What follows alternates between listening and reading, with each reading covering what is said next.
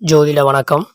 இந்த 2025 இந்த மார்ச் மாதமே சனி பயிற்சி நடந்திருக்கு. இந்த சனி பயிற்சியில் மீன ராசிக்கு இது என்ன சனி? ஸோ ஏற்கனவே மீன ராசிக்கு ஏழரை சனி ஆரம்பித்து 2.5 வருடம் முடிந்து இந்த ஏழரை சனியில் 2ஆம் பாகமாக ஜென்ம சனி உங்களுக்கு வந்திருக்கு. அதாவது கோச்சார சனி உங்களுடைய ராசியில் உங்களுடைய சந்திரன் மீது இந்த சனி இப்போ மீன ராசியில் பயணிக்க போகுது. ஸோ இதுதான் ஜென்ம சனி. அதாவது நம்மளோட ராசியில் நம்மளோட சந்திரன் மேலே சனி வரும்போது அது ஜென்ம சனியாக கருதப்படுது.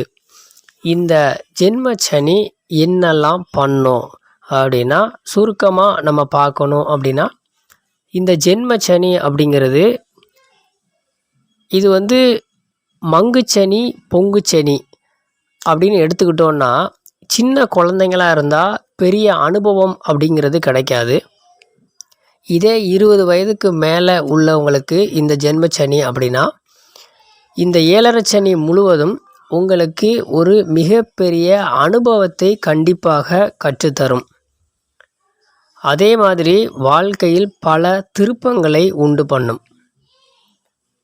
இது 2வது சுற்றாக இருக்கும் பட்சத்தில் அந்த திருப்பங்கள் எல்லாமே முன்னேற்றமாக இருக்கலாம். இல்லை முதல் சுற்றாக இருக்குது, இது மங்கு சனியாக இருக்குது அப்படிங்கிற பட்சத்தில் சில பாதிப்புகளை கண்டிப்பாக ஏற்படுத்தும். இந்த ஜென்மச்சனி உங்களுடைய சந்திரன் மேலே இருக்கிறதுனால் உங்கள் மனம் எதிலையும் ஒரு உறுதியற்ற தன்மையை சந்திக்கும். எந்த ஒரு விஷயத்தையும் நம்ம என்ன செய்ய முடியாது, ஒரு உறுதியாக செய்ய முடியாது.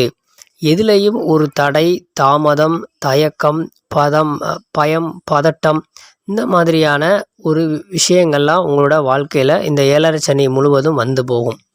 அதுலேயும் குறிப்பாக இந்த ஜென்ம சனி இந்த மத்தியில் இருக்கக்கூடிய இந்த 2.5 வருஷமும் ரொம்ப ஒரு கடினமான ஒரு நேரம் அப்படின்னு தான் நம்ம சொல்லலாம்.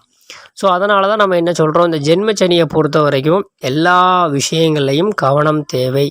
உங்களுடைய உடல் நலம், உங்களுடைய தொழில், உங்களுடைய வாகன போக்குவரத்து, உங்களுடைய உறவுகள், ஸோ அனைத்திலுமே கவனம் தேவை, பொறுமை தேவை அப்படின்னு நம்ம சொல்கிறோம். இந்த ஜென்மச்சனி என்ன பண்ணும் அப்படின்னா, உங்களுக்கு ஒரு மிகப்பெரிய மன அழுத்தத்தை கொடுக்கறதுக்கான வேலையை செய்யும். அப்போ மன அழுத்தத்திலிருந்து நம்ம வெளியில் வரணும் அப்படின்னா, முதல்ல இந்த ஜென்மச்சனி என்ன பண்ணும் அப்படின்னு நம்ம புரிஞ்சுக்கிட்டோம் அப்படின்னா அதிலிருந்து வெளியில் வந்துடலாம். மெயினாக அது நம்மளுடைய உறவுகளை பாதிக்கும்.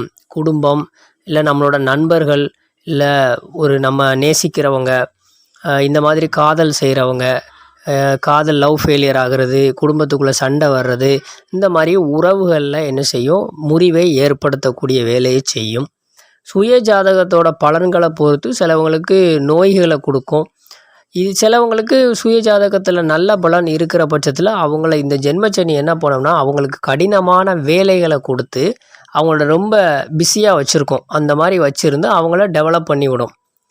ஸோ அவங்களால ஓய்வு கூட எடுக்க முடியாது. அந்த அளவுக்கு கடினமான உழைப்பாங்க. தூங்கக்கூட நேரம் இருக்காது. அந்த மாதிரி இருந்து வாழ்க்கையில் முன்னேற்றம் அடையக்கூடிய வேலையையும் இந்த ஜென்மச்சனி கண்டிப்பாக செய்யும்.